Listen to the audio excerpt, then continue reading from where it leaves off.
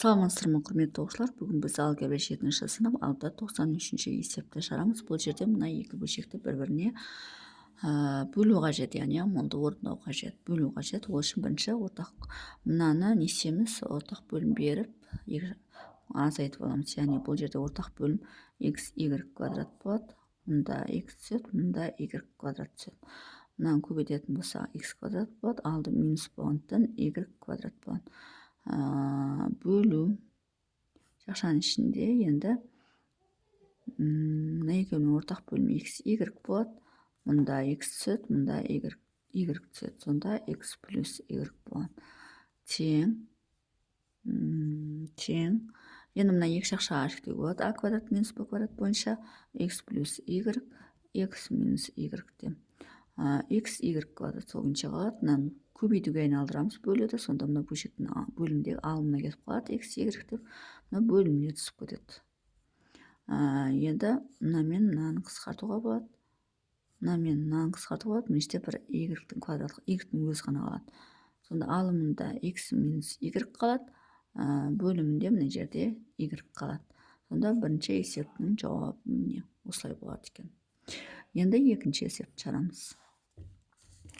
Екінші есепте а бөлінген m квадрат плюс а квадрат бөлінген m куб бөлу m квадрат бөлінген а квадрат плюс m бөлінген а тең. Енді мына бөлшектен m-нің кубын ортақ бөлімге береміз. Мұнда m түседі, мұнда 1 түседі. Сонда m а болады плюс а квадрат болады. Бөлу, мына жерде де а квадрат болады ортақ бөлім. Мұнда 1 түседі, мұнда а түседі. Сонда m квадрат плюс m а болады. Тең. Енді мұнаны сол күйінше қалдырамыз, m а плюс а квадрат бөлінген m куб деп. Енді мынаны көбейтуге айналдырамыз. Көбейтуге айналдырда бөлшектің бөліміндегісі алымына кетіп қалады, яғни а квадрат болып, мына жерде m квадрат плюс m а болады. Енді мына екеуі ұқсас болғанымен ол қысқармайды. Себебі мұнда m а, мұнда а квадрат, мұнда m квадрат. Демек не істейміз?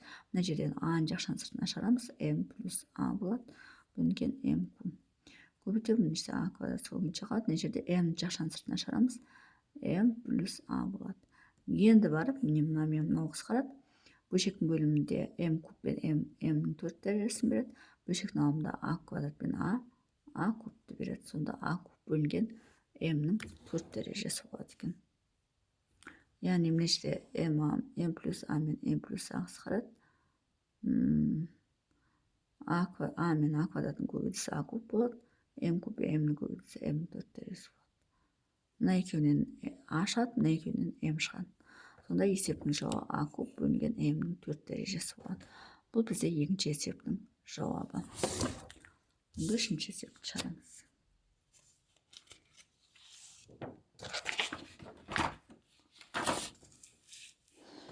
Так, үшінші есеп не дейді бізде?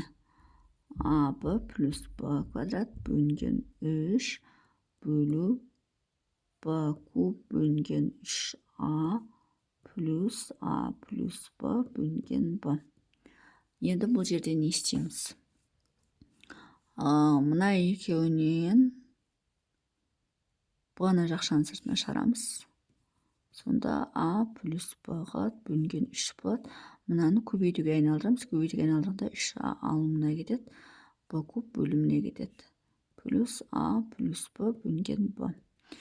Енді мына жерде б мен б-ның квадраты қалады. 3 пен 3 қысқарады. Сонда бөлшектің алымында а плюс б қалады. Бөлшектің бөлімінде б квадрат қалады. Плюс а плюс б бөлінген б.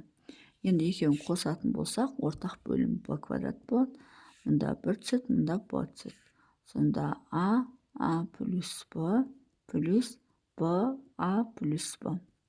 Көбейтпей-ақ, міне осылай жазып қояйық. Неге олай қалдырдым? Себебі мында да а плюс 1 бар, мұнда да а плюс 1 бар. Соны жақшаның сыртына шығаратын болса, а плюс б деп олай болатын болса, мұнда а қалады, мұнда б қалады.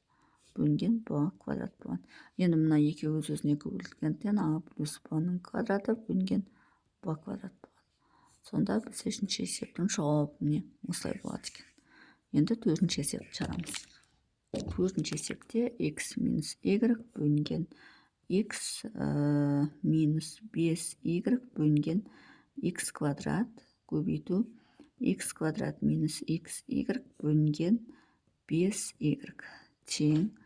Енді не істейміз? Мыналарды көбейтеміз, мынаны сол күйінше қалдырайық. Минус деп не екенін көбейтетін болсақ 5y x квадрат болады. Алымын көбейтетін болсақ, 5y